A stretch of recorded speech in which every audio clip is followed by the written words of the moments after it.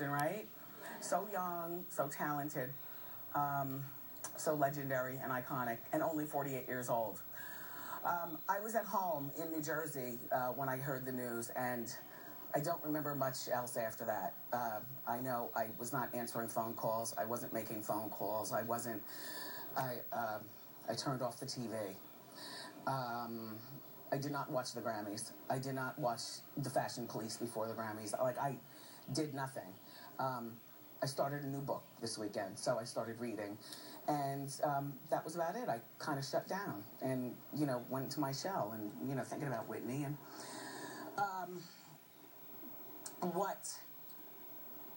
some of the details of her death, and they're still unfolding. We're hearing that she drowned. We're hearing that she was in the bathtub. We're hearing that she was at the Beverly Hills Hotel. TMZ today, as well as some other outlets, are reporting that the family was told now that Whitney didn't drown because there wasn't enough water in her lungs. I don't know how the newspapers are near where you are, but it's everywhere. And, the news scroller on every single TV show. They say she may have died from a combination of prescription drugs, including Xanax and a mixture of alcohol.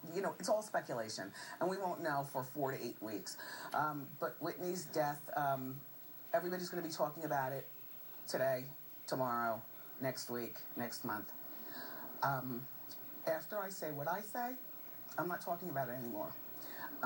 You'll have to turn on Entertainment Tonight, The View, their hot topics. I'm out. I felt very close to Whitney, even though this is a woman that I've never met. Never met her. Never been in the same room with her, except for one time in my life, in 1985, when her first album came out, and I was a radio personality at my radio station at college in Boston, Northeastern University. And this new singer with this great voice came to Constitution Hall, and that's the only time in our entire lives that Whitney and I have even ever been in the same room together. Ever.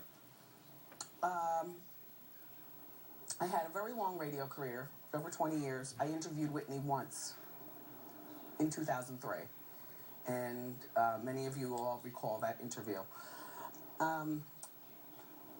Some of the things that Whitney and I have in common that bonded us: the love of our mother and father. Mr. Houston has since passed. Mrs. Houston and, my mother, around the same age. Whitney and I, same age. And both plagues with the demon of substance abuse.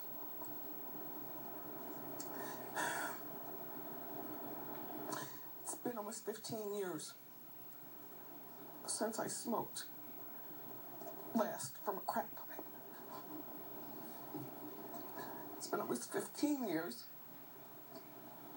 since I waited on Jerome Avenue in the Bronx for my drugs.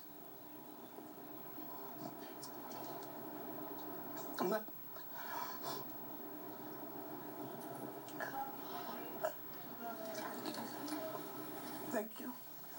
I'm not proud of the girl that I was, but without being that girl, I wouldn't be the woman that I am today. So, if it makes any sense to you, I have no regrets. There's one thing throughout it all, my connection with Whitney, is that I wished for us both to be really sober and really aware. And I knew I'd meet her one day, but I always pictured that time to be in our late 50s, 60s, with her being the number one spokesperson for Say No. I just, for some reason, thought that that's what she would do. It's what I want to do. I just thought we would meet and we would hug and we'd be sober and older, and my heart goes out to Bobby Chris, her daughter, who's 18. my heart goes out to her mother, Sissy. My heart goes out to her cousin, Dionne Warwick, and her auntie, Aretha Franklin. And if you ever watched this show in season 1, you'll recall my Whitney fans. It was never because I ever thought that she would come to our show, because it's just not why I was doing it. I was doing it because I was still hearing things regarding Whitney, and in my own kooky, crazy way, this was my way of showing love. And the one time that we did have our encounter, she ended it. I said, "I love you, Whitney." She said, "I love you too, Wendy."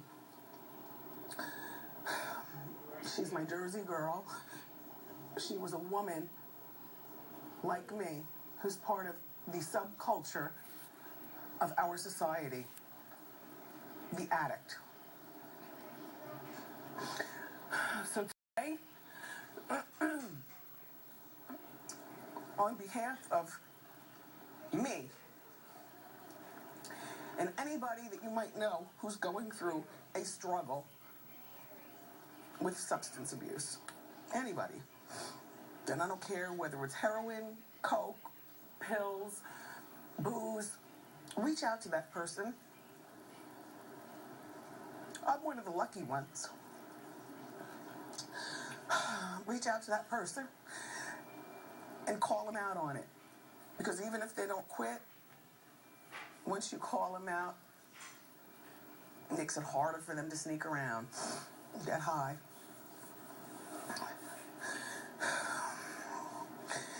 And I guess that's all I wanted to say. I know that, again, the toxicology report is not in. I've never done this before on this show. But I'm telling you now that I don't have anything more to say regarding this particular case. It's just sad. And it's just sad. I love you, Whitney.